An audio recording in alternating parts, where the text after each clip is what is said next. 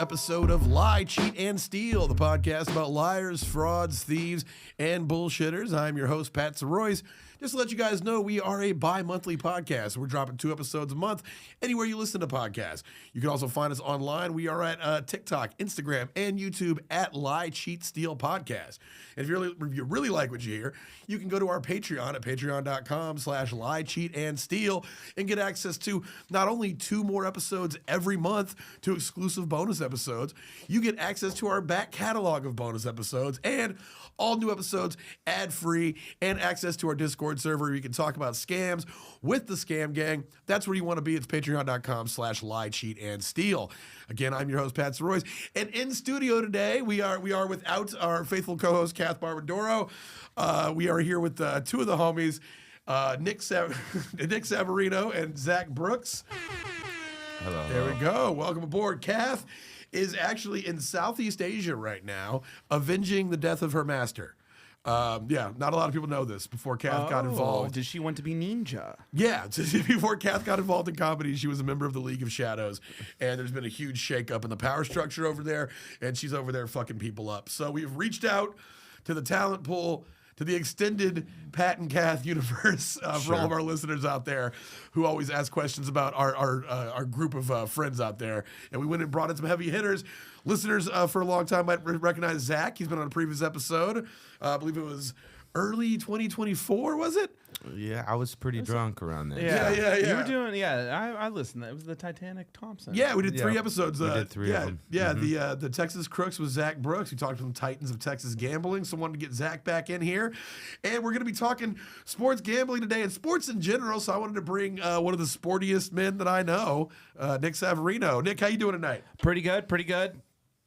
Okay, good. All right, good to know. Good to hear it.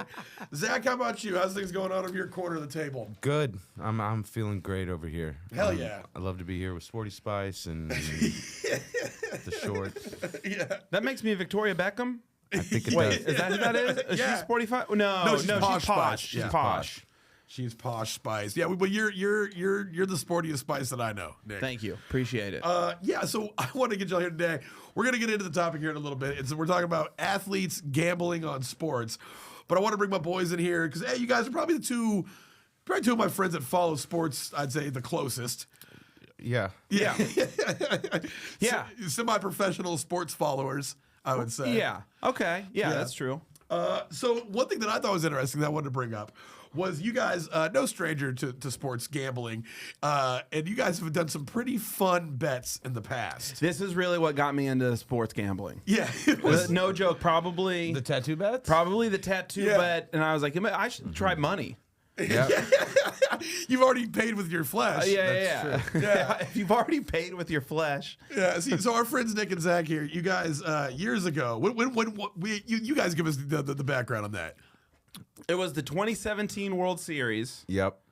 and I just wanted to be known. I wanted to pick the Houston Astros. That's right.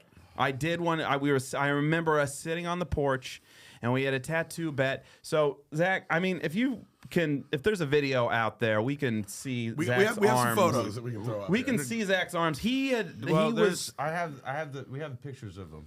but he just in general has plenty of tattoos. Oh yeah. and he you always can, had You can see my arms. plenty of tattoos. I never had a tattoo.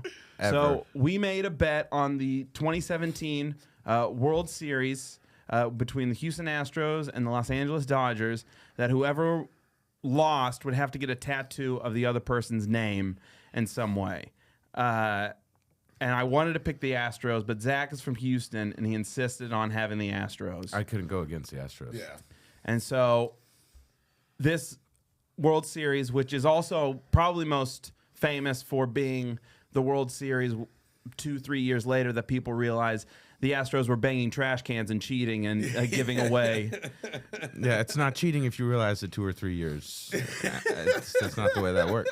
I don't know. They over. found legitimate There's some women evidence. I've dated that would beg to differ about what constitutes cheating and if there is a statute of limitations. That's They true. found legitimate evidence that the Astros were stealing signs using video, zooming in on the catchers from the camera, and then they would have a signal to the What's batters. a zoom in? What's a zoom in? Be but an enhancing of a thing that you can already see. It really changed a lot of baseball because now they don't even now they have this thing called PitchCom that all the pitchers use, and it never works. It like never works. I would say baseball has become a faster game, except for the fact that these pitchers, I don't know if it buzzes in their head or what, but half the time they use it as a stalling mechanism to be like, I don't know.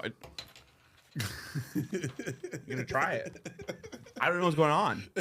You play a really good befuddled man. You'd be great cheater at that. They do this a lot. They go.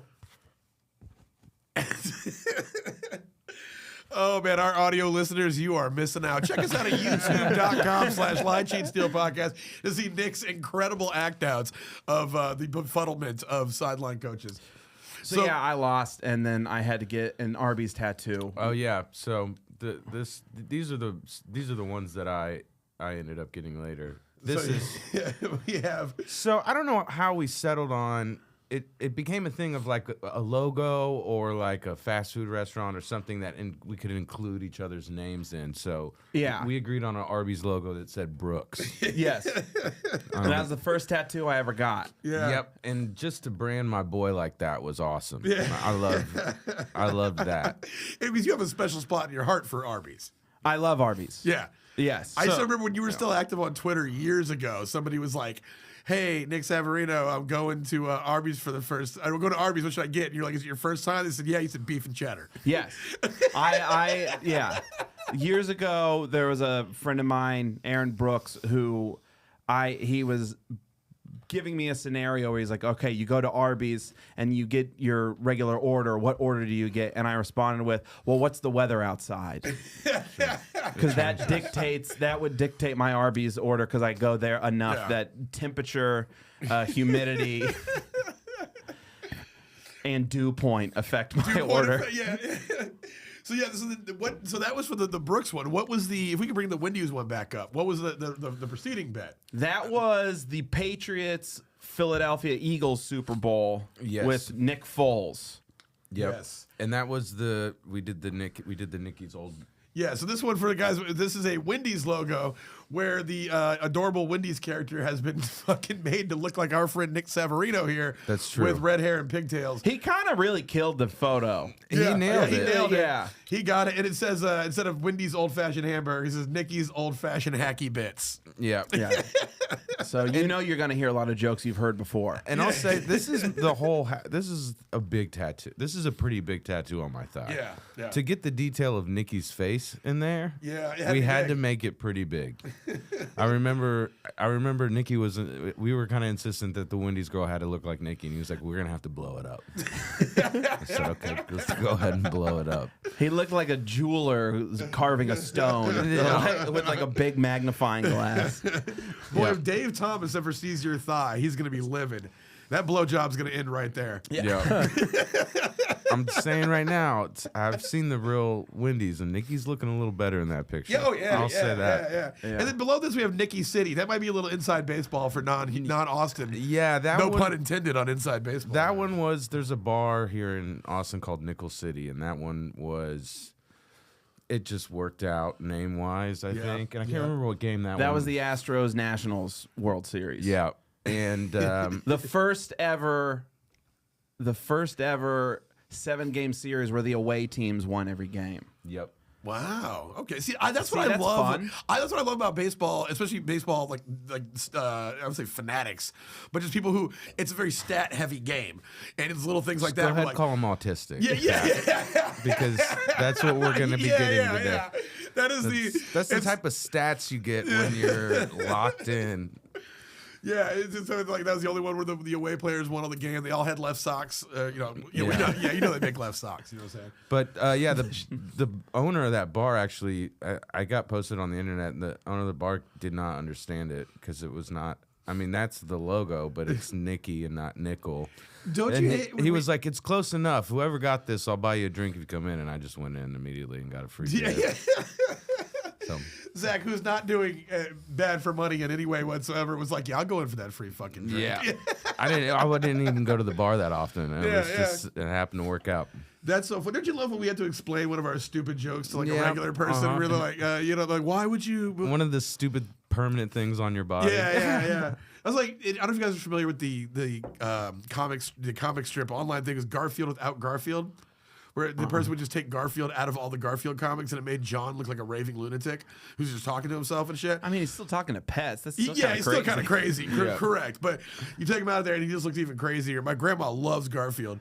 And so I was like, one time I was like, hey, check it out, it's Garfield without Garfield. And she looked, she's like, why would they take out Garfield? He's the best part. Just sometimes folks don't understand the weird shit.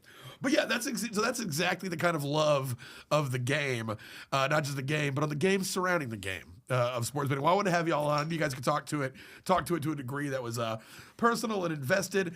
And so we talked about this for a little bit, and we decided that if we're going to get in to really we wanted to focus on where athletes impact the betting itself, because that's where sports gambling is already seedy enough.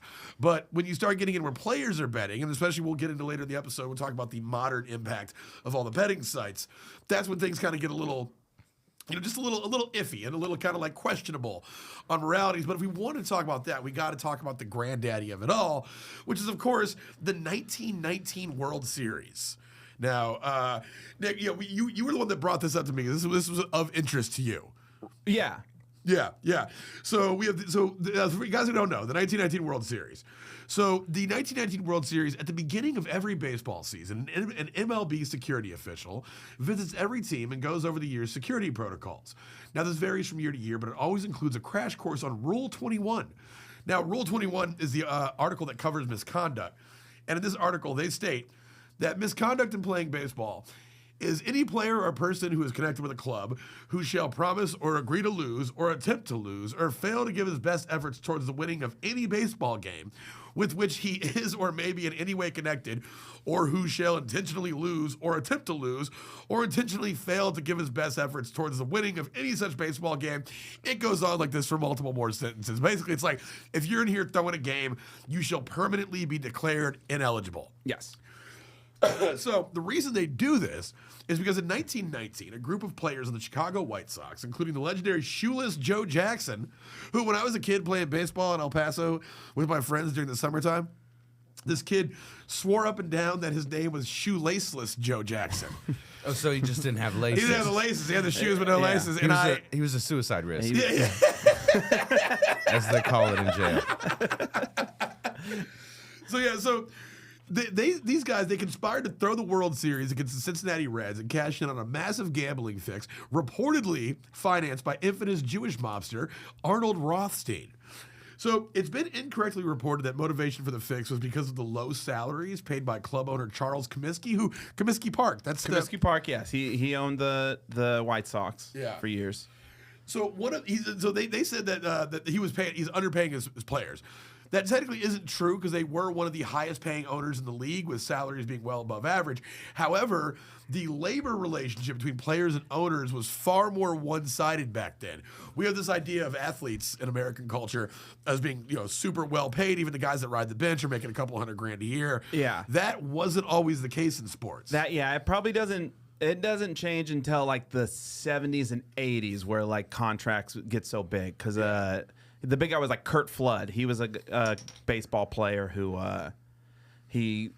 there used to be a thing called the reserve clause, which basically meant any owner, any team, they essentially owned you every year. So you never had a chance for what is modern like free agency. Every player every year was going to basically have to go through an arbitration to handle their contract, or the owner might say, I'll just trade you anyway. So they always had some kind of hold on you until about, I think it's like the mid 70s or early 80s. Someone can look it up and say I'm wrong, but I'm not a teacher. I don't owe you anything. Yeah. All right. I think it's crazy. They said the average pay was $3,700 yearly in 1919, which is about $65,000 today.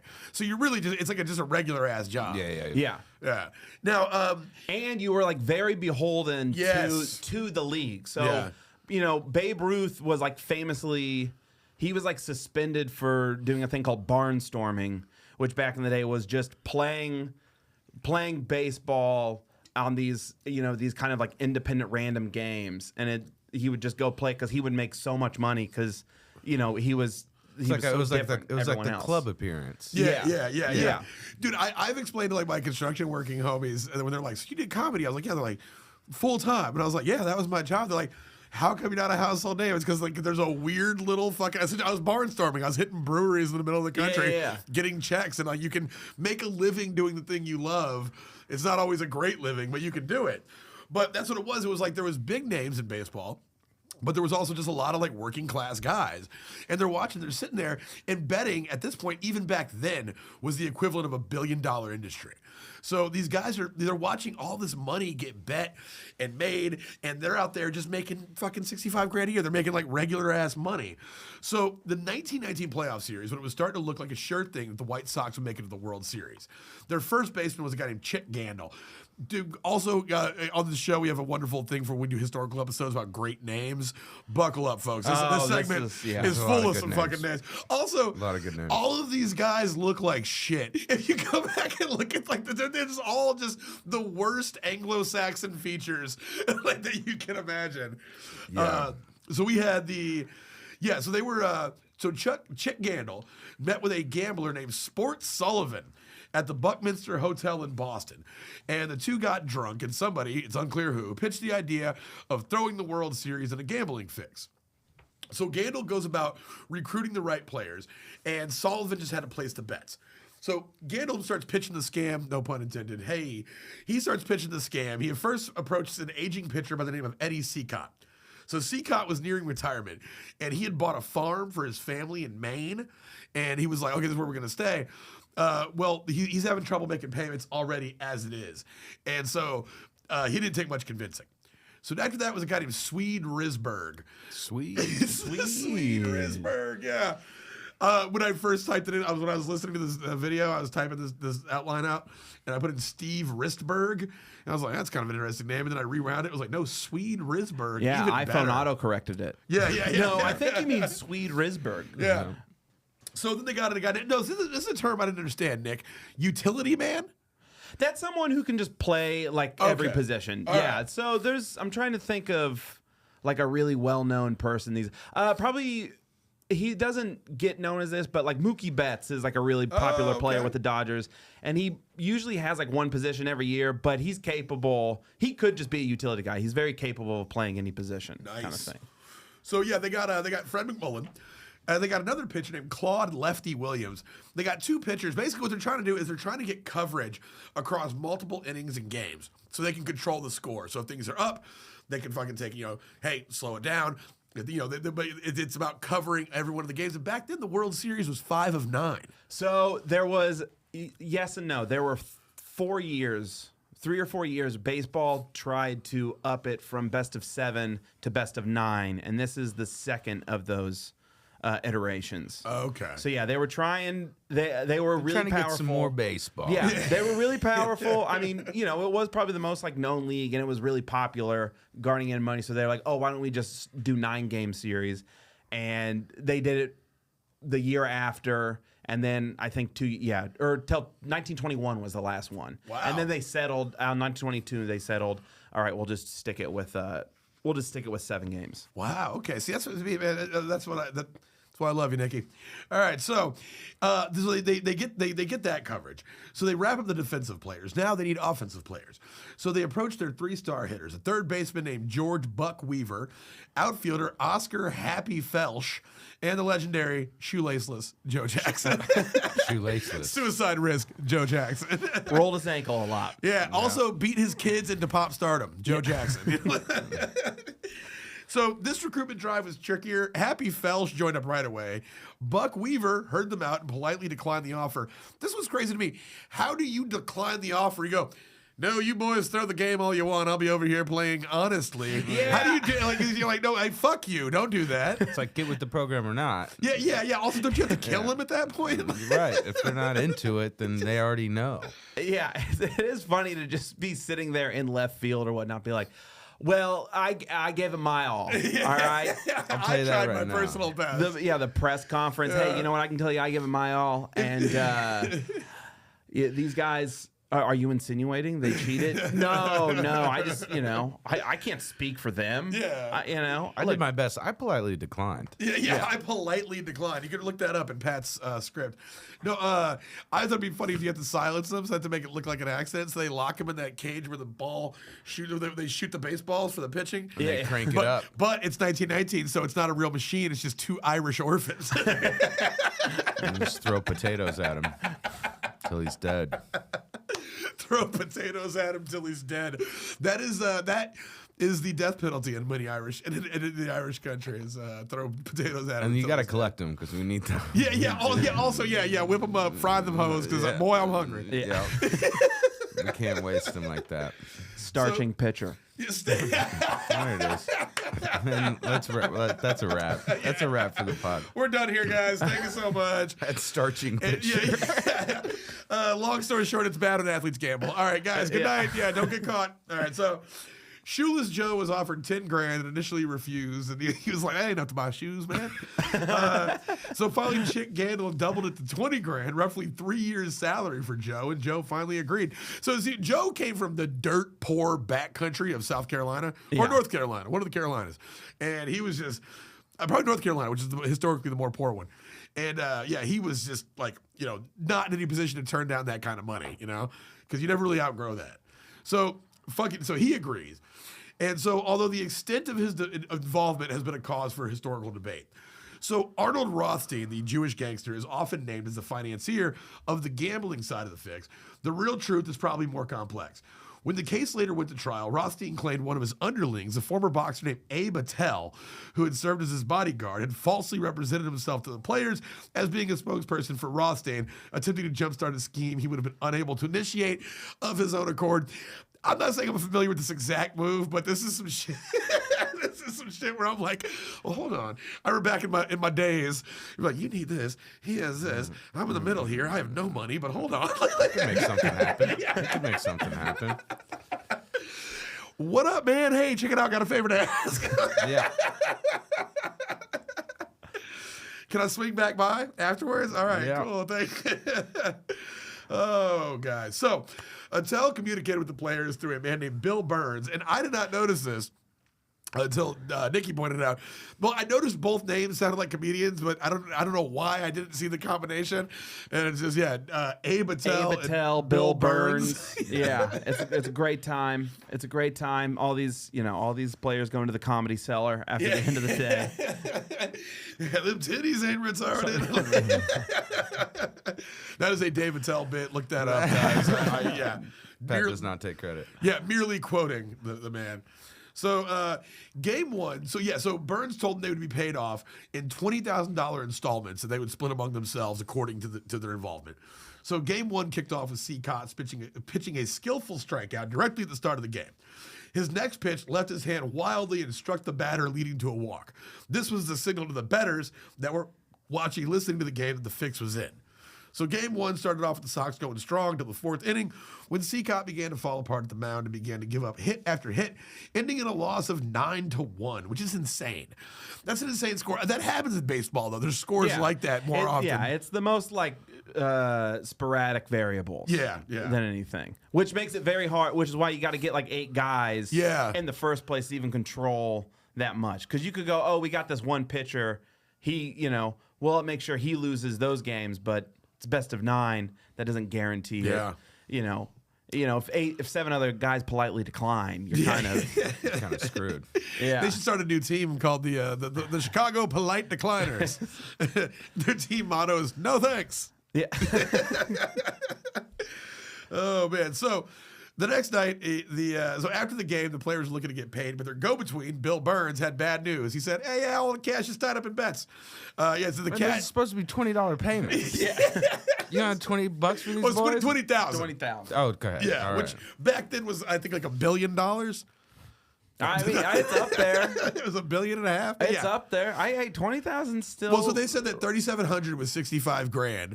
So let's just times that by that's 4 is what times that by 5. So that's $65,000. 5 times 6. That's going to be it's like $300,000. So he's supposed to. Do you think he was right at all? No, doing that? Yeah, not at all. No, I'm right. No, if $3,700, calculate it, if you round cross up, multiply. if you round up to $4,000. $4,000 goes into 20. I'm rounding up. What's your in your head final answer on this? Roughly $300,000.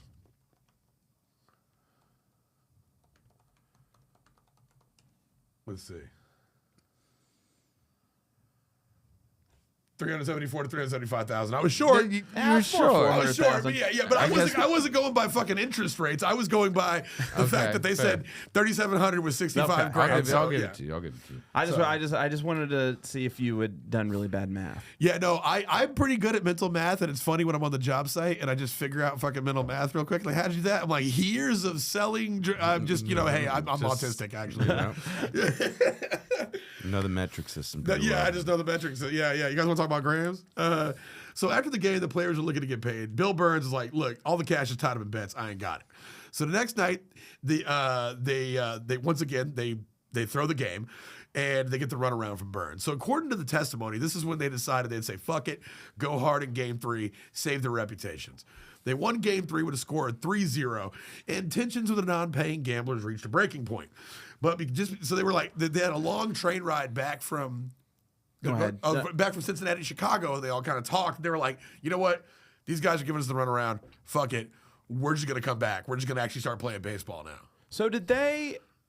I forgive. I know I'm supposed to be the one who knows everything, but were they saying to lose the series, or were they saying game by game, or like game by game? They were going to get they were going to get $20,000 for every game they lost, and I would imagine that it would have to equal up to a total series loss. Okay.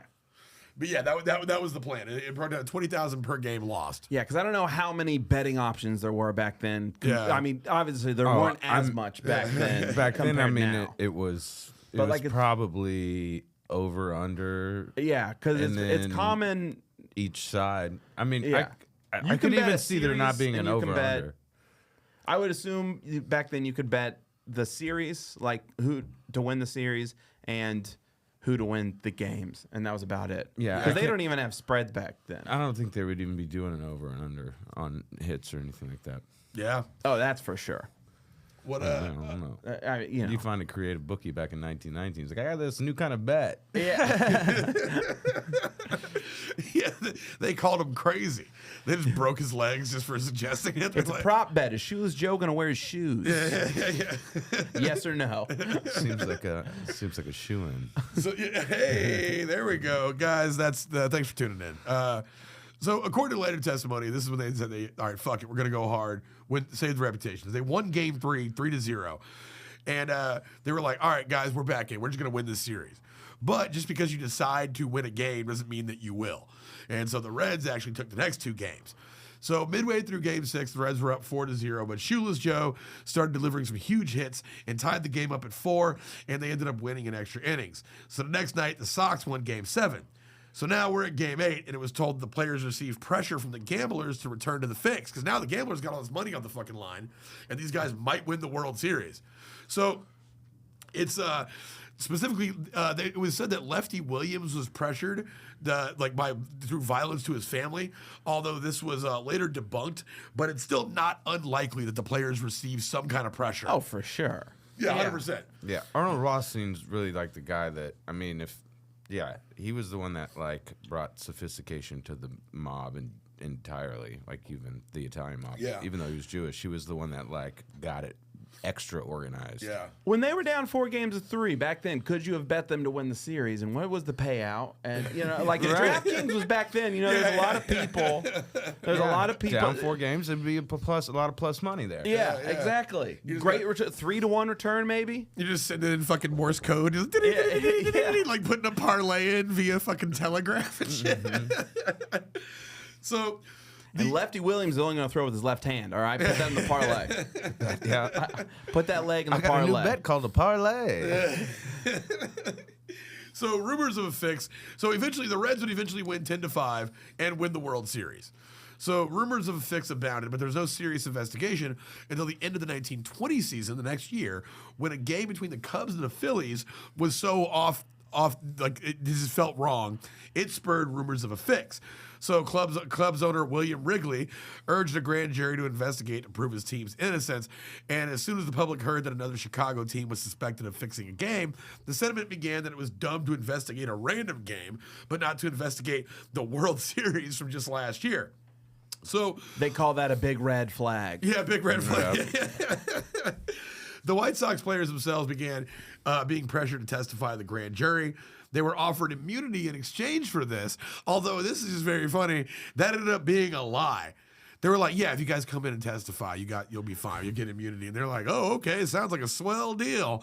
And they went in there, the names of the players. So really, who are the most corrupt people in this story? Yeah, all right? Yeah, let's really think about it. So at the trial, all the players gave way less incriminating. So this is funny. So the players all testified about initially saying, like, they came in and said, yeah, we cheated, we did this was the case, blah blah blah blah. So the courts, the names of the players were released to the public, and all of them were charged with conspiracy. At the trial, though, all the players gave way less incriminating testimonies. And when the prosecutors were like, whoa, hold on. Those differ from their original confessions. It was discovered, because this is back when everything was on paper files, they went to go look for the original confessions, and they had mysteriously disappeared. Mm-hmm. So all the players involved were acquitted. However, seeing as how they admitted to even some guilt in fixing a game, the new MLB commissioner, a man by the name of Kennesaw Mountain Landis, which is a hell of a name, declared that no player whoever intentionally threw a game had any place in baseball, and all 8 players were banned for life. And this was the birth of Rule 21. Shoeless Joe Jackson would go on to Barnstorm and do that. Go on to Barnstorm. I think he started Field of Dreams. Yeah, he did. Oh, he was in Field of Dreams? No. Oh. No. I was like, damn, they got him, huh? No, it was an actor. And that actor played a ghost. Yeah. They got an old-timey looking guy to play a ghost in a field. Yeah. Dude, one time I had did a show in fucking it was like it was like Civil War ass town in fucking Mississippi. Like, it was like Auburn. I think it was in Auburn. And that's Alabama. Is there an Auburn? Oh yeah, it was in Alabama. It was in Alabama. And there was a guy that came into the show, and he was fucking hammered when he got there, and he had like this weird like chin beard. He was this tall, like, Southern looking motherfucker. He started heckling me. I was like, man, I'm getting heckled by a Civil War ghost. I was like, can you believe that? I was like, you look like you should be in a black and white photo with 18 other fucking dudes, just like. Yep. So. Gotta be careful with that, though. They don't bring tomatoes; they bring bayonets. Yeah. He threw a squash at me. It was weird. So, Major League Sports, the stance on players betting is right now all Major League Sports have a zero tolerance policy for their players betting on the sport that they play for. This can be regarded as being too strict sometimes, though. Like, I mean, I think to preserve the integrity of the game, you do need to be strict. But what do you feel about that, Nick? I've been asked this before, and I kind of heard this take, and I think I agree with it. You kind of already hit these days with contracts in a certain way. You've hit the lottery in a 1% matter. Like, how many people do you know are NBA, NFL, like major athletes? That's even less than 1%. Yeah. I don't think they should be allowed until they're retired to gamble at all on any sport. I think that's the only safe way to do it. That's always kind of been my feeling on it, just because it's like you're going to be there 10, if you're even good, you're going to be there 5 years. You know what I mean? Like, even the longevity of it is you're not in there that long. I think you should be able to gamble on any sport that you're not playing. No, they all know each other. They all hang out at the New Balance photo shoot. So do a lot of rich people that wouldn't even. So yes, this and is they the get thing, to gamble. Okay, I do agree. I think it's ridiculous that they are allowed to do too. Everyone's like. It is, yeah. A lot of people go like, oh, how come you have all this money? You have all this money and you're still betting. And then you go, well, if you really think about white-collar crime, they're just doing pinstripe crime. It's essentially the same thing. Yeah. Pinstripe crime. Well, and it's like, well, let's say you're Shoeless Joe Jackson's cousin, and you just happen to know him. I mean, do you get a little info? You get to get that little... I will say this. I'm going to give my brother credit. I love betting college baseball. I even asked him just generally. Your brother plays college baseball? No. My brother works for a college. Oh, okay. And I asked him... if you could break into practice. I asked him, all I said was, all I asked was, are they going to stand out pitching or hitting? And he didn't respond because I think he was legit like, I'm not saying anything. Yeah. I'm Good around for him, here. man. Yeah. Like, Narc. I'm glad Narc Saverino. I'm glad one Saverino has some scruples. I mean, he could tell you pitching or hitting. That's what I thought. He could tell you that. Yeah, I think that's fine. I don't think that's insider information. That's just like, oh, they have this. I could probably do the digging, but I was like, why go do the digging when I got that guy right there? He's making the posters. Yeah. He goes. Was he working graphic design? He's like the marketing guy there. There you go. I also think there's a huge difference between having some insider info and someone affecting a game in a certain way. Right. Yeah. And knowing that that's going to happen. But insider info as far as like who's going to be playing or when they're going to be. Not even asking for names. You could do betting nowadays. There's a lot of things you could do with a certain little bit of information. If you know somebody's going to be out in the third quarter, or if you know somebody's going to be only playing for the first half or whatever. You could do a lot betting wise, but and also to that end, they put so many. I know we're kind of not bearingly, but getting ahead of ourselves. No. We're not. Like, this is literally right in the pocket. They put to that end. It's like there are so many markets to bet on, and what I mean by that is like just things. The big companies like DraftKings and FanDuel, they went to the extent of like, people will bet on anything. Yeah. Let's give them anything they can bet on. Yeah. No joke, they would have, if they existed back then, had a prop bet for will Shoeless Joe wear shoes? Yeah. Like they would, that would definitely be a thing. I've actually won money off of a bet like this before. Wait, what was it? I'm not gonna say who it was, but we knew somebody working around a Super Bowl halftime show at some point, and I'm not even gonna say what year it is. But one of the prop bets in the halftime show was, what color is this performer's shoes going to be?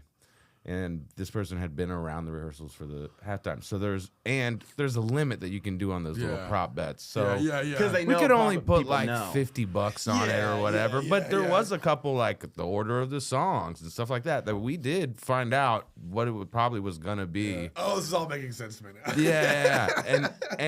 And it did. You couldn't like break the bank on it because you can't put more than $50 on a dumb prop bet like that. But they do. They offer. Why offer it if you limit me? I am serious. True. Do you guys fear my power? Is that it? Yeah, it's like if you're going to because if you're offering but you're going to limit how much someone can bet, most people would probably argue, well, that's so somebody doesn't go too hard. But no, it's also they can save their ass. Yeah. Right. It's a no point so they can be like, oh well, we're just trying to make sure people that's the thing they lose all their money on. No gambling addict lost everything because they put $1 million on purple shoes. Yeah. Yeah. You get some wrong info. Yeah. What do you mean you're colorblind? Not gambling. God damn it. Do you think you could have told me this when we was having a conversation about shoe color? Whoa. Lavender doesn't count as purple. What is this? Lavender's different. Oh. Hey, yo, check it out. He's wearing gray shoes. The bookie goes, put gray. It's some type of shade of gray. Yeah. No. It's got to be one of the Crayola names. If it's not, orange is not mac and cheese. I'm sorry. Okay. It's gray shoes. It's crazy because they match the field, which is also gray. Also, the cars here are gray and the seats are gray. God Like, buddy, damn it. My inside guy is colorblind. Son of a bitch. So yeah, but they have they do monitor it. One guy, 2003 Washington Huskies football coach Rick Neuheisel, he bet in an NCAA March Madness pool with his golf buddies and got fired. He was betting. He coached football, and Washington's basketball team wasn't even in the tournament, and he bet in a March Madness pool with his boys. He got fired, but he also won a $4.7 million wrongful termination suit. So. Okay, well that's fair. And I mean, you got to be able. It's like this is the thing. All these people are heavily involved in sports. All these people probably like to gamble. Yeah. I'm under the impression that everybody likes to gamble. That might not be true. Well, but I don't think it's true, and I'll put money on it. Yeah. What's the over/under on how many people like to gamble? Have they tried it yet? Yeah. Maybe they don't know. So leagues take a hard line stance. because of all the crazy ways. Because we're talking about just like influence, stuff like that. If a criminal syndicate gets a foot in the fucking door and has that edge, they'll exploit it in some crazy ways. And this is nuts. I found this out researching this episode. In 1997, before an English Premier League game, a Malaysian crime syndicate went to the stadium, paid off a guard, rigged a remote control switch into the stadium lights. Then they bet millions of dollars that West Ham would at least tie with the opponent's Crystal Palace. Deep into the second half, West Ham scored a goal, tying up 2-2, and the criminals immediately cut the lights. And then people are like, finally, soccer's bearable to watch. You know what? Soccer looks best in the dark. I'll tell you that. Get one of those glow-in-the-dark balls. A glow-in-the-dark ball would be, that'd be fun. So deep in the second half, West Ham scored a goal. Yeah, so they cut it off, but it was so far into the second half, they're like, fuck it, we'll just call it a tie. But they had already bet millions on it, and they ended up getting caught.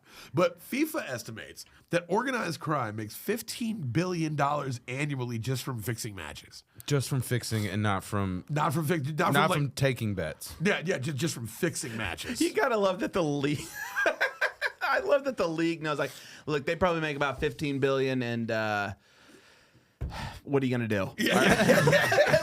The league that runs the whole thing. They're like, what are you gonna do? We can't stop him. Sent the guy from his $14 billion yacht. He was like, I don't know, man. They're picking out the shoe colors. We're selling enough kits. So, I was trying to get some guys to create a new color, but apparently that's impossible. I don't know. Apparently that's not actually a thing you can do. The Egyptians did it with blue. This is wildly off topic. There was a fucking old Unsolved Mysteries episode about a guy who saw an angel, and he goes, it was surrounded in colors I'd never even seen before, ones I couldn't even describe. And I started thinking, like, what? Seeing a color that you haven't seen before, your brain would melt.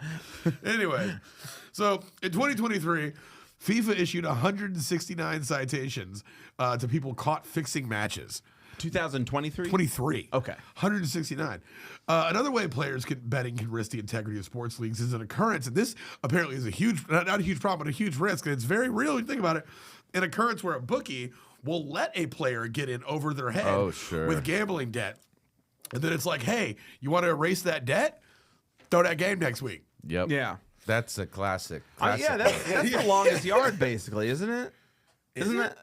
Well, the Adam Sandler one, isn't that basically like that's how he shaved points? I clocked out after a little. I think the whole thing was Oh yeah. No. The whole thing was that he went on a fucking drug-filled, drunken rampage car chase. No, but he was known like he was a football player before that whole thing. Yeah, because he was. People were curious if he shaved points. Oh, okay. Because they get to the game and they it was just on in the background recently, and it's not worth a rewatch, really. But I haven't watched The Longest Yard in the longest time, so I couldn't say. I literally went for a run the other night, and I got back to the crib, and the last 4 minutes of The Longest Yard was on, where he's going to get the game ball, and the fucking guy's like, fucking shoot him. Oh, yeah. Mm-hmm. Oh, man. So, yeah, the argument has been made that by allowing sports betting, you're opening up the opportunity for more game fixes, which will lead to the fans suspecting every game is fixed and undermine the credibility of the sport. But here's the thing. The money made by superstar athletes seems to act as a deterrent to game fixing, because LeBron's not fucking fixing the game. The ones who are fixing it is underpaid players. The payout would have to be huge for a player to risk a multi-million-dollar contract. You tarnish your legacy. You fuck up your endorsement deals. But I don't think that's the case, though. Yeah, I think these guys like to gamble. I think they're competitive. I also think they like to gamble. They gamble. I'm not saying LeBron doesn't bet on sports games, but as far as throwing a game, like even if you get to some schemes, because like I was talking about this with my girlfriend today. We were going to kind of bringing up the Luis Ortiz and Emmanuel Clase. I think we're going to get into them in a minute. Yeah, they, and the thing. People immediately go. So Emmanuel Clase, he has a good contract. He gets paid a lot, and there's part of it. But he's from the Dominican Republic. And I wonder if there's just something, in a lot of these players where like I came from such bad times. I'm trying to figure out new ways to like almost help the homies. Yeah, well, no, that's what a lot of it is with him is getting their boys in and making sure their homies can make some money, which I completely fucking understand. Like, and it doesn't technically come out of your pocket. Come out of your pocket.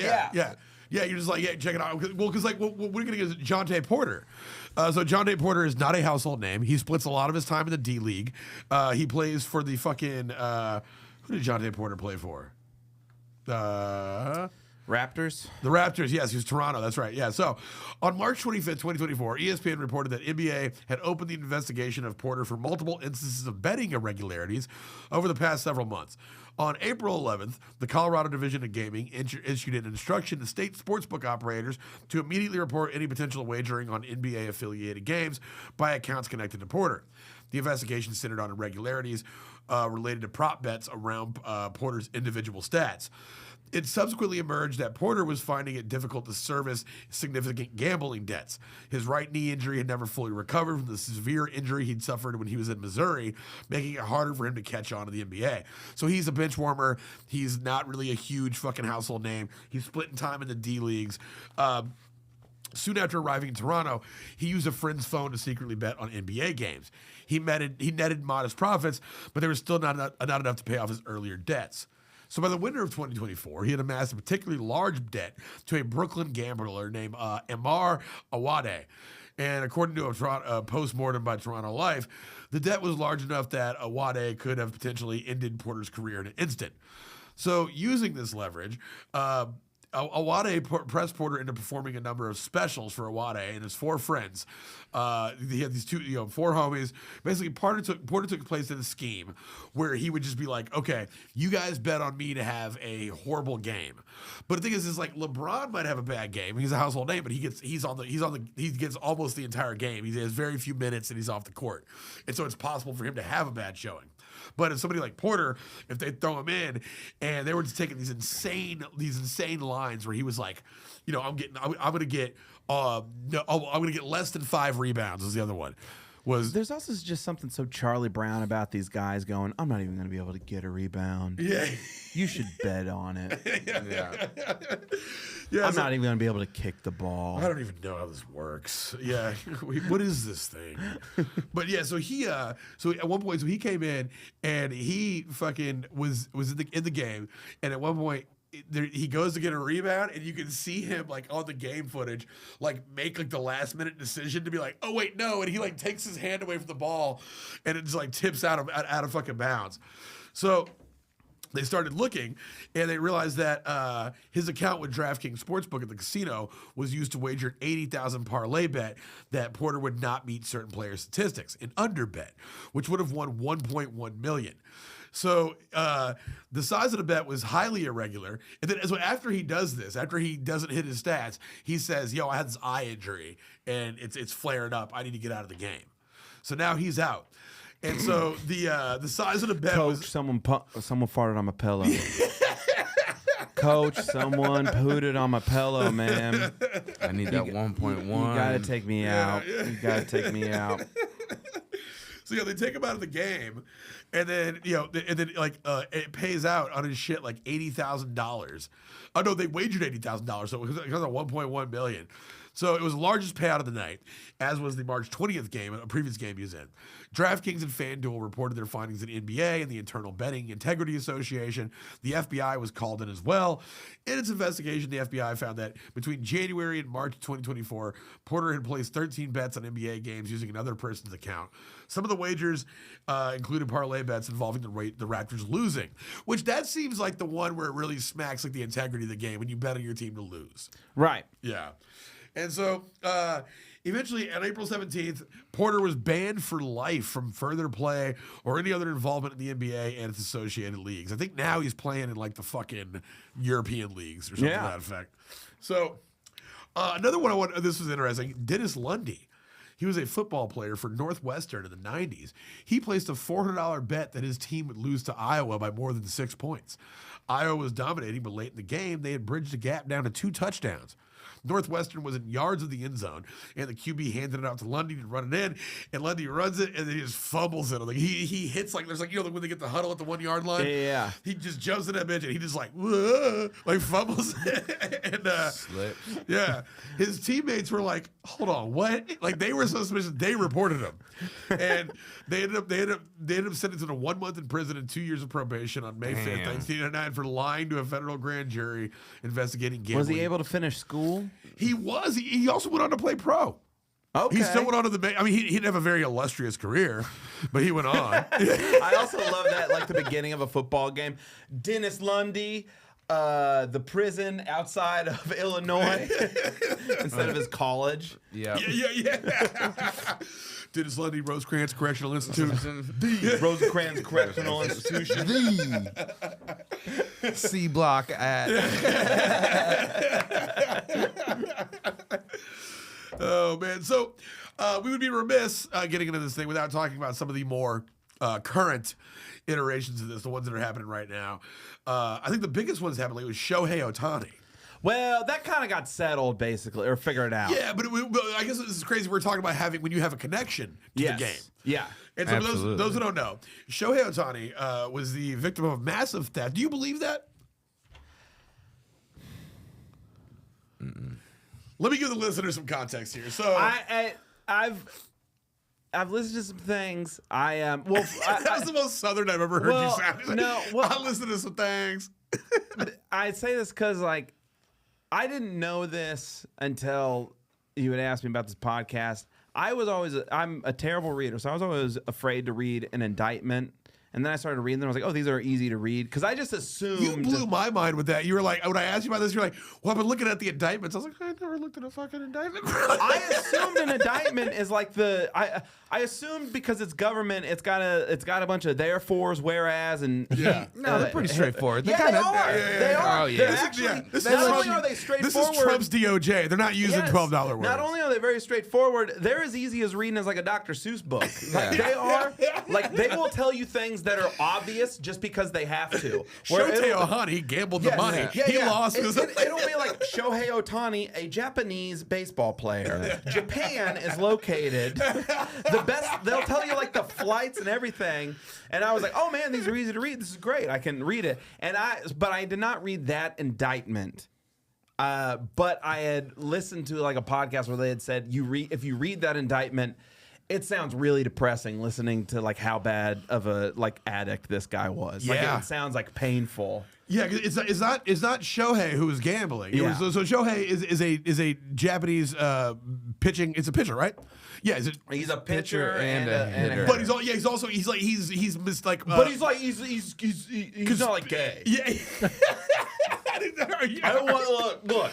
Our pitchers. He's a pitcher, but he's not gay. Is that like a normal Is that like a stereotype? Are you talking about pitching and catching? That's the joke. Okay, there you go. I get it. He didn't look gay, but Shohei Ohtani he's a Japanese baseball player who is renowned for being an excellent pitcher, but also an incredible hitter, which doesn't always happen all the time.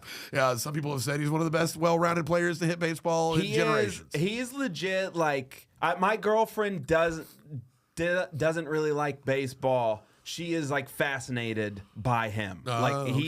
He has like a presence where everyone like shuts up in a way that it's like in a Jordan level kind of thing. Yeah. Okay. So he came over, and of course he does not speak English, so he has a translator, someone that he's known for a very long time, a guy named Ippei Mizuhara.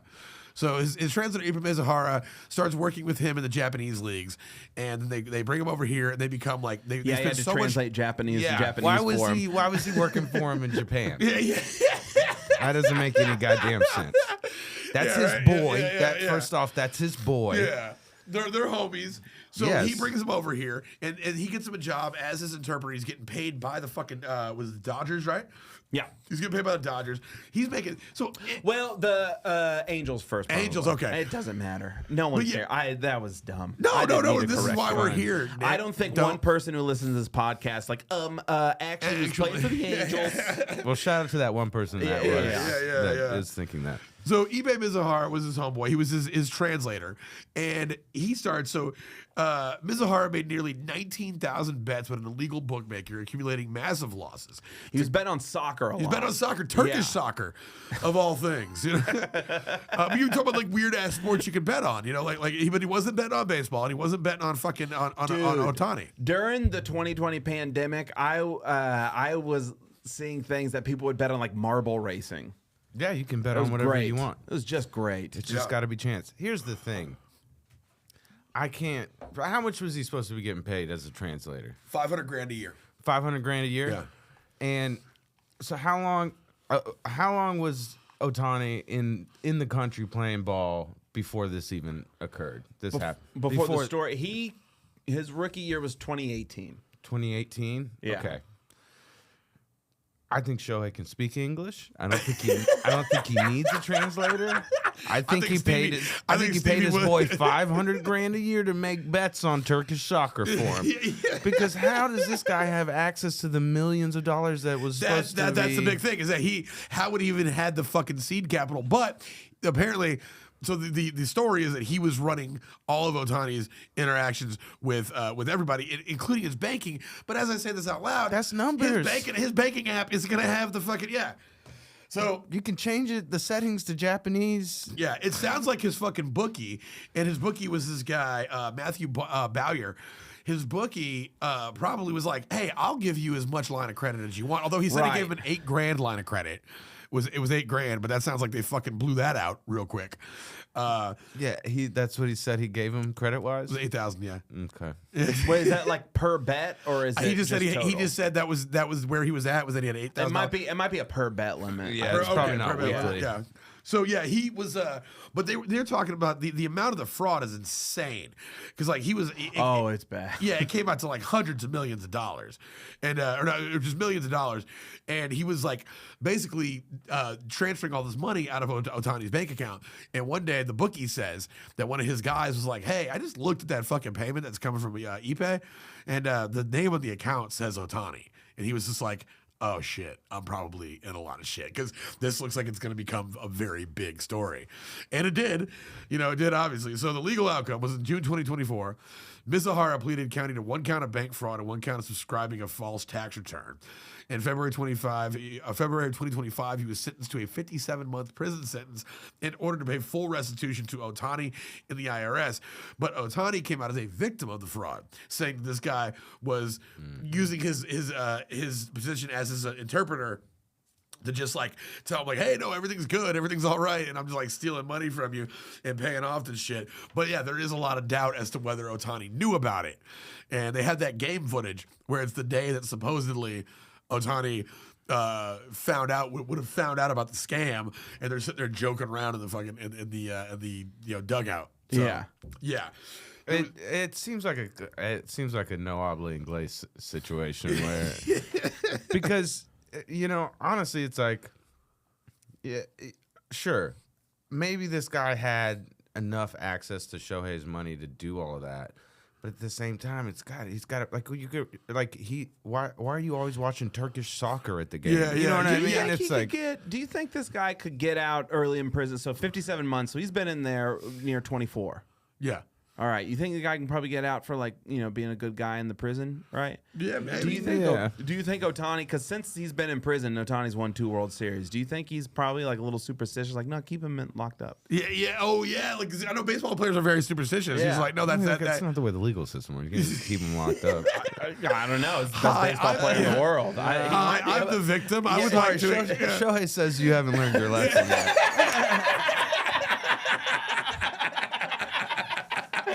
I know you were stoked on getting that. He's like, how the fuck did he say that? I'm his interpreter. How did Wait, you're telling me he speaks English? This motherfucker. Of course he speaks English. He's been in the country 6 years. Look, I do not speak Japanese, but if I played baseball in Japan for 6 years, I'd pick up a couple things. Yeah, I think I'd figure it out. I think I'd figure out a couple things. I wouldn't need a dude with me always. I wouldn't need to be paying somebody $500,000 for that. But I don't know, maybe. The other one. So this also keep that in mind, listeners. raise your kid to be an interpreter. Yeah, dude, that's a lot of fucking money. $500,000, bro. Come on. Well, it was one of those things where I think you could fall into it, where it's like if you grew up in a bilingual household, you're just like, oh, I translate all the time. It's so funny, raise your kids to be interpreter. The rest of the world raises their kids to speak a lot of different languages. Yeah, that's true. We're the only one. Dude, I grew up in Germany. Well, like for like a substantial part of my childhood, I lived in Germany, and everything was always in multiple languages. Yeah. So when I moved over here, when people would be like, why the hell I gotta press 1 for English? What the fuck is America? It literally made no sense to me. I was like, what are you talking about? Everything's in fucking, you go to the bus station in fucking Germany, it's in 4 different languages. It didn't make sense to me. It's if anybody could be an interpreter if you're not just American. Yeah. Anybody can be an interpreter if you're not concerned about accuracy. And it really does feel like the Shohei situation. It's like, that's his homie, that's his boy. And yeah, it was, I feel like if Shohei wasn't making those bets, he at least knew about it. Yeah. He had to, that's so much money. Well, he had to know about it because, one day he had a bet that was like, woof. Just broke back even. Yeah. See, like my only familiarity with gambling is Super Bowl squares and CeeLo. You know what I'm saying? I don't bet on sports. I don't play poker. I find all card games boring as shit. But I fuck with dice and I fuck with Super Bowl squares once a year. By the way, what are we doing this year? Is it gonna happen? We're gonna do it. Yeah, we're gonna have squares. We're gonna have squares. All right. Yeah, we're gonna have squares to the bar. Okay. We're gonna have cool. and this might be a good year for squares. Yeah. If you don't know what Super Bowl squares are, the best it's like lining up the two last numbers of the like scores a raffle each quarter. Yes, and so your best, just because of how often these scores come up, your best are like a 3, a 7. A 0 and Dude, I got 6. the 0-0 square last year and didn't get shit. But I always have to bring this up. Odds though. Yeah. This year, because it's all the teams are going to be real wonky. Boy, I'll tell you what, these 5s and 9s. All right, 5s and 9s. These Dolly Partons. These Dolly Partons are going to be couple 4s in there, blowing up. Someone's gonna have an 8 and be like crap, and then they're gonna win it. They're gonna win all 4 quarters. Dude, I still remember the time that I won every quarter. Was it 20? You don't have Pat. You don't have to bring this up. Go ahead. Dude, that was so fucking sick. So me and my ex were drunk as shit, and we bought 10 $10 squares and 5 $20 squares. I forgot about it. I'm in Florida fucking doing some shows, and I start getting texts from Jake. He's like, I hate you. I was like, what's going on? And I won every quarter. I won $1,200. That shit was pretty tight. We had to pay. I had to pay him. It was fucking ridiculous. It was the worst moment of his life. Because the score didn't change for That's 3 rough. quarters. Yeah. For 3 quarters, the numbers didn't change. Oh man, I was like, dude, the guys I was with, they didn't even drink. I was like, you guys drink? They're like, not really. I was like, you do tonight. And we were in fucking Winter Breeze, Florida, or some stupid shit like that. And we went to a bowling alley. I got hammered. They'd politely drink like 2 or 3 drinks, and then I was just like, "You guys think you're fucking better than me? I had $1,200." And I tried to fight him, not that. That's hire your own interpreter kind of money. So, real quick, we're gonna ride out on the Cleveland pitching scandal. Nick, this was the Cleveland. So this one is the Cleveland Guardians, formerly known as the Cleveland Indians. Yes. The pitching scandal involves all-star closer Emmanuel Clase and relief pitcher Luis Ortiz, who were indicted in November of 2025 for allegedly rigging pitches for gamblers to win sums on prop bets, particularly related to pitch type and speed, facing charges like wire fraud, which is the OG charge of lie, cheat, and steal. Everything comes down to wire fraud. It always comes up. Shout out wire fraud. You're my favorite. So wire fraud, conspiracy, bribery. Prosecutors claim they tipped off bettors on pitches. They're homies. They were just like, yeah. So you said there's some funny aspects to this case. There's a thing where Luis Ortiz, I think he was trying to like because they're trying to use like codes for they're trying to use codes for like, did you make sure you did this, that, or the other kind of thing. And one of my favorite aspects to this story is he was like, oh, well, I was using that money to pay for a horse down in like the Dominican Republic. And they're like, what? And they're like, yeah, oh no, this is just I gotta go talk to a guy about a horse. The other thing I love about this, and you can, if you see on the indictment, they have still shots of the pitches in question. So what you can do, I thought it was gonna be pictures of the horse. It's a real beaut. what you can do,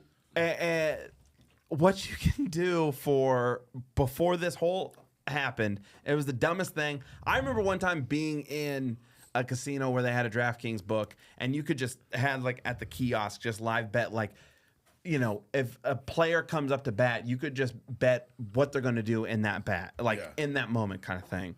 And you can bet if the next pitch a pitcher is going to throw is a ball or a strike. Yeah. And they didn't have a lot of limits to this, kind of like the shoe thing. They like people were able to, but what people would do is they would just parlay it up, kind of like Jonte had. So they would parlay it up, and they had a big parlay with these in the scam. And to me, nothing is more embarrassing if you are a professional baseball player and your scouting report is in the public domain, as you will swing at a ball low and away in the dirt and everyone will know it. they straight up, this guy, Andy Paz for the Dodgers, swung at a ball, and they have a still shot of like where the ball was, and it was buried before it even like reached the plate into the dirt, and the guy just swung and missed. And they had a text exchange of like, man, I can't believe he swung at that. He really screwed that whole parlay up for us. That was real fucking. He like purposely threw this ball so low out of the way, and the guy was like, I gotta hit it. That's real. I think you should leave with the hat. Yeah. So those guys, they ended up getting charged with, let's see, so they were charged with wire fraud conspiracy. Both players pleaded not guilty and released on bail. They're facing potential prison time if convicted. Yes. Yeah, the league investigated cooperating law enforcement and imposed new limits on pitch-related prop bets. Because it really seems like the idea that you can bet down to the fucking second at what's happening seems to be where a lot of the corruption causes. Because it's just like, dude, I'm throwing a dozen pitches a game. Well, I throw one at the fucking dirt. I tell my boys when that's going to be. It doesn't really affect the game. It doesn't really affect the game. We all get paid. And the whole response to this has been, like, the MLB's whole response to it was, we'll just reduce. I don't think you can parlay them now. And they said we reduce limits to, it's like $250 or something. You can't. Yeah. You can't bet more than $250 on like if a pitcher will throw like a ball or a strike, like pitch by pitch. So if you bet $250, do you win $250 or does it like stat up? Big, so it'd probably be probably like $230 or $220. Yeah, something like that. But that's their whole response to this thing. When in reality, it's one of those things where like the books put it on there, and they're always going to act like, well, we have limits so that people don't overdo it. It's like, you are scamming people. Yeah. You as offering that, you are playing into, like, you can put as much advertisement as you want saying, oh, we want to make sure everyone's just doing this for fun, because people are like, building its own market kind of thing. It's all about But it's like, fun. no, all you're doing is just setting people up for yourself in a way. You're like, well, if there's going to be people who do stuff like this, and we can just make, we can. Because like anything that involves money, it's not about the big stuff. It's all on the margins. Yeah. So we're gonna go ahead and drive this home just to say, here's how they're trying to combat this. So when signing up on a betting site, you have to verify your ID. What they're trying to do is essentially track people who are players or coaches or people with inside information. So when signing up, the ID has to be verified. If you use a friend's account but make those bets in your home or at a team facility, they'll track you by your IP address. They can track you on your phone down to a 3-foot radius. So if you have DraftKings or fucking Bet DSI or whatever, I don't fuck with the shit. Whatever's out there. I don't think DSI exists anymore. I think they were. They went down with Cuptown. I think they were doing something corrupt too. So but if you have any of these major ones, they'll track you within a 3-foot radius. All the shit the preventative safety shit they use to stop gamblers from cheating wildly violates your privacy.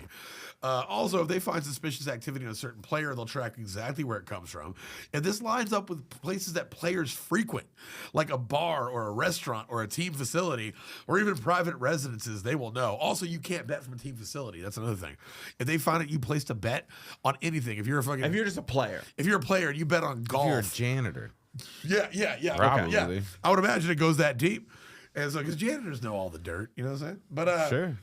That's what I'm doing. Here's my. Ooh, if you're the lemonade guy. If you're the lemonade guy, Lemonade, under 9.5. well, and that's the other thing too. It's none of it would ever work consistently because if, like the guy that was playing D League basketball, it's like nobody's putting $80,000 on it. It's like immediate red flags. Even if 5 people put 10,000 on one, if they made no limits, they'd catch them immediately anyway. It's these like very, very specific things that the player thinks isn't gonna affect the game entirely, but it's a huge red flag for the books. They're gonna notice it. Yeah, they're gonna notice it immediately. They're like, why does somebody want to put this much money on this single pitch? There's a great professional sports gambler. His name's Todd Furman, and I've listened to a few interviews with him, and I think he has these just really good takes on like the fact that FanDuel, DraftKings in particular, because they're probably they're the greatest. That's the other one. They're the greatest like sources for as a public book now these days. The fact that what he says is like let these markets go. It is them purposely like they're opening up a world purely for themselves and then trying to say, oh, you're not. We're looking out for everybody else a little bit. I think they have the reason I think gambling, and they know better. Yeah, the reason I think sports gambling is legal to the extent that it is now is because, and this comes up in other episodes, just a prevailing theory I have about all the scams that we cover is that the powers that be have squeezed every last fucking drop that they can out of the middle class, and they're like, well, how do we make more money? Yeah, let's legalize fucking gambling. And to quote Kath, who is in absentia avenging the death of her master in Southeast Asia right now, Kath has said, she was like, there's certain things that you should have to go to a criminal to do. And one of them, or not even a criminal, but it's somewhere shady and physical. You should have to gamble. You should have to get off your phone and go to a place and give cash to somebody because that's the only way. I agree. And it's way more fun. Too. I do Address agree. in the bio and the link. I do agree. It's fun through your phone. It is way more fun to go. I legit love having physical tickets. Yeah. Go somewhere with a bunch of fucking shitheads. You should have to go to a casino, go to Louisiana. Yeah, I love having an underwear drawer with with a potential of $1,500. Sure. Yep. Some futures. Yeah. 100%. Some future plays. All right, guys. Well, guys, I had a blast tonight. This is so much fun. Thank you very much for stopping by, folks. I hope you enjoyed it as well. Ultimately, we always end up every episode discussing whether it was worth it or not. And the episode? No. The crime itself. We covered a plethora of crimes tonight. So I would say worth it. It seems not because they all got caught. You always get caught. Yeah. I'm going to say this right now. I'm going to end it with the Pete Rose quote. I wish I had an interpreter. He said that. He said I wouldn't have gone to jail if I had an interpreter. Yeah, guys. So you may have noticed a lack of Pete Pete Rose. Jail, though, right? Huh? Did he go to jail? Yeah, he went to jail. Yeah. He was also loud as hell about his gambling. Yeah, you may have noticed a lack of Pete Rose discussion tonight. That's because of our Patreon listeners. We will be covering really the Mac Daddy of all this shit in our Patreon episode the following weeks about Pete Rose, the legend himself. So worth it? No, don't do it. Guys, thank you so much for tuning in. If you're an athlete. Yeah, don't do it if you're an athlete. Don't do it if you're an athlete. It's not worth it if you're an athlete. If you're one of us and you don't be afraid to throw a few dollars here or there, on games, on things that you enjoy watching anyways. Yeah, 100%. If you're an athlete, try to get it. It's exciting. It's exciting for me to see. If you're an shot. athlete, help those guys out. It's part of the deal. If you're the water guy, let him know. Yeah, his ankle's looking a little rough. See, that's not. I'm not going to give him any water. I'll tell you that much. If you work in proximity to a professional sports team and you notice something, tell your friends. Yeah, why not? Why wouldn't you do that? If you mentioned it at a bus stop. Yeah. It's okay to say if they're going to be better hitters. The Bengals are going to be short this week. All right, guys. Well, thank you very much, Nick Saverino, Zach Brooks. Love you guys to death. Thank you so much for stopping by.